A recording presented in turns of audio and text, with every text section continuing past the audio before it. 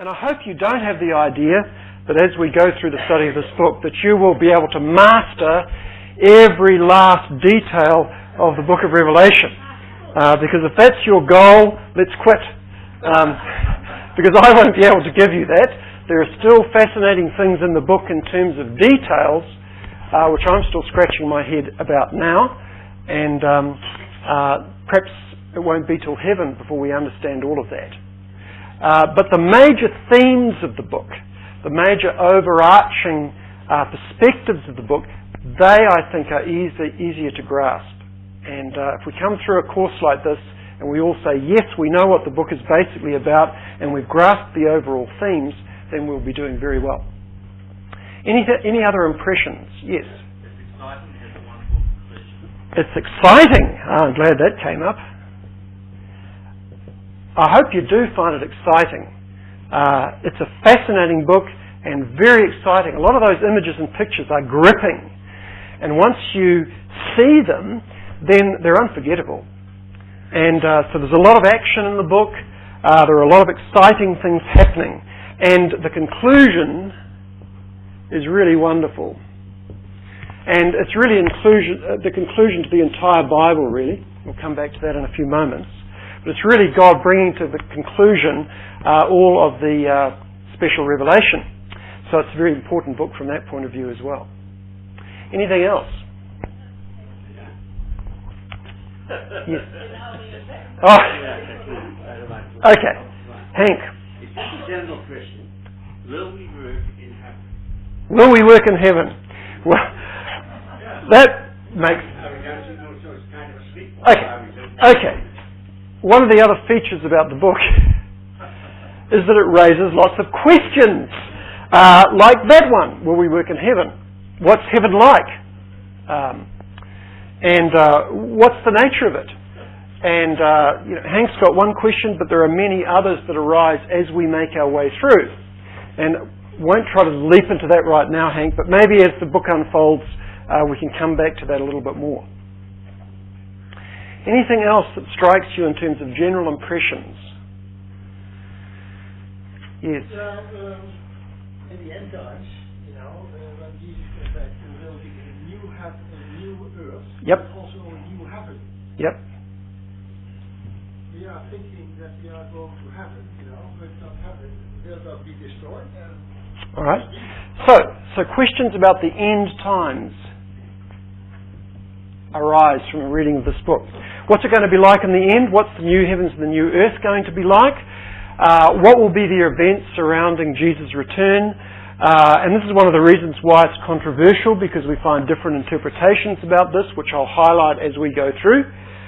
But there are different schools of thought in relation to what happens at the end times.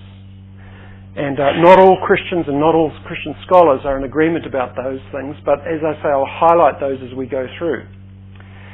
Good. So it's controversial. There's symbols in the book. It's difficult to understand, especially in its detail. It's exciting, though, and raises a lot of questions, and there are also interesting questions about the end times. Anything else that strikes you as interesting? Yes. Not many. That's right. Not many sermons. Past the first 3 chapters. That's right. First 3 chapters get a bit of a going over because of the letters to the churches, but you don't find many series of sermons on the book of Revelation. Though I will point out that a couple of years ago at the RTC there was a preaching conference where over 100 ministers attended, and they were talking about how to tackle the book of Revelation in preaching. So they were giving some pointers to ministers about how you might get into the book in terms of a series of sermons. Okay, any last observations or challenging things or interesting things in terms of first impressions about the book? Yes? It's a long... Yeah. Okay, very good. So it's long. It's one of the longer New Testament books. If you think about Ephesians or Galatians or 1st and 2nd Timothy, they're short little works, but Revelation is quite a long work. And that's interesting just by comparison and contrast. Okay. Right, some interesting first impressions there. I'm going to rub all these out, but you won't forget them. And we'll go to our notes. Let's have a look straight away at Revelation 1. Yes. One remark, yes, go for it. In the third verse, it is said, blessed are those who read this book and the prophecies. Mm-hmm. Therefore, we should have more attention to it. Yep. That's a very important point, one that I was going to highlight. If you look at that verse in verse 3, what case is referring to there is that in Revelation 1 verse 3, blessed is the one who reads the words of the prophecy. And blessed are those who hear it and take to heart what is written in it, because the time is near. So what do we learn from that verse in terms of what it should have meant for the original readers? I mean, Case has already alluded to it, but somebody else. Should it be a strange, mystical book that no one understands? No. Don't you get the opposite impression? Blessed is the one who reads it, so it's a great privilege to read this. If you read it, you're going to get profoundly blessed. Yeah? And those who take to heart what's written in it. Well, you can't take to heart something that is so mystical and so difficult, so hard to understand that you just can't know what it means. If it's that strange and that hard, then how are you going to get blessed by it? But verse 3 says straight away that blessed are those who read it. So read it as a great blessing. Take to heart its message, and you'll be blessed as well. So that's just a little clue right from the word go that this book is not supposed to be strange to the church. It's not supposed to be so difficult that we just can't understand it and appreciate it. Rather, it's supposed to be so exciting that it's a great blessing to read it and understand it. Okay. Now tonight what we're going to do is look at some overview of the book and give some introductory principles in relation to its interpretation.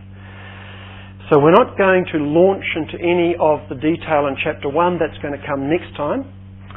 But we will look at some verses to highlight these sort of interpretive principles that are important to keep in mind when looking at a book like Revelation. And I want to start off by saying that when we approach any book of the Bible, we have to do some spade work. We have to think about things like, what's the background to the book? We have to think about things like, who's the author? When was it written? What are the circumstances surrounding the writing of this work? And those are basic Bible study principles that we would want to apply when we come to any new book of the Bible that we're studying, from Proverbs right through to Titus or any book. And what I'm suggesting to you that is Revelation is no different. So we need to do that basic groundwork before we get into the detail. And the first thing is the author. Can anybody tell me who the author is? The ultimate author, yes. I'll come back to that very soon. But who is the instrument that the Lord Jesus used? John. Okay. The author is John. The ultimate author, Jesus. We'll come back to that. But John. Now, which John was he? There are a number of Johns. John the... Divine. No, not the divine. But there are a number of Johns mentioned in the Bible. Which John was this? Okay. Apostle. The son of... Does anybody know his father's name? Zebedee. What do you know about John? From your knowledge of the Gospels, what do you know about this guy? Okay, so there was love between Jesus and John, a special brotherly love.